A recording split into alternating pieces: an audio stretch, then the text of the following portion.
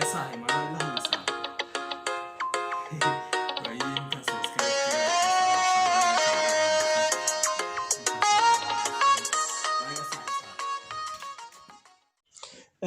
waxaan fiidiyogan kaga hadli doonaa dhalinyarada doonaysa inay jirkooda dhisto waxba kuu fudud ay mari doonto. Marka koowaad waa inuu qofku sameeyaa time uu sameeyaa jilwad ahaan. Waa inuu waqtigii uu gymka tagayay noqdaa waqti cayiman. Sidoo kale waa inuu change foodkiisa cuntadiisa inuu ku sameeyo change oo cuntada carbohydrate hadduu badsan jiray uu sameeyo cuntooyinka borotiinka sida beedka iyo khudaarta uu badsado. Sidoo kale waxaa muhiim ah inuu exercise ka sameeyo meelaha six baagada kusoo baxay wax ka mid ah orodka tooska oo kale inuu sameeyo. Sidoo kale inuu sonkorta iska yareeyo.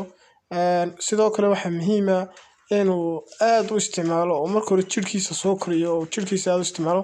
Waxaan laga maarmaan ahayn oo iyaduna la iloobeen push up oo qofku waa inuu aad push up yaqaana oo push up ciyaar yaqaana.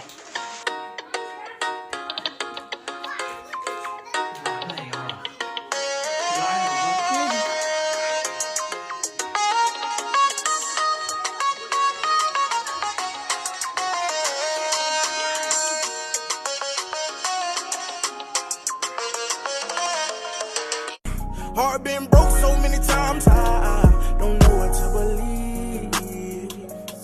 Mama say it's my fault, I wear my heart on my sleeve. oo kale waxa laga maarmaan ah haddaad hayd qof aad u buuran inaad hilibka iska soo ridid oo iska soo dhigtid marka hore qof dhuuban sistamada hilibka la iska ridina waxaan samayn doonaa in fiidiyoga dambe kusoo gudbino insha Allah.